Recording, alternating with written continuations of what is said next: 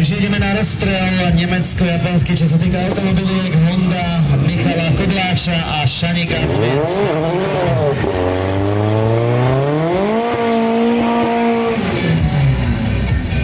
Luigi Ferrari. Takže Tomáško Polonec.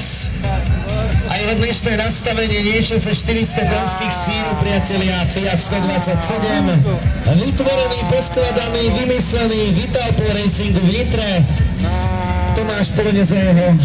Dúfam, že sa nikto neurazí, poviem, že tvorný mechanik tatinového. Takže 2 liter turbomotor uložený nad zadnou nápravou, hneď za vodičom. Krásny údaj, že 6,83 na 201 metrov. Tomáško, prajeme ti dobrý štart, teda udrž to hlavne rovno, si sa hneď rozmeriame. A vedľa Janko Banáš s jeho vycibreným GTR-kom a tento rozstrel sa mi zdá, že Tomáško vyhrá. Nie som si istý, takže 7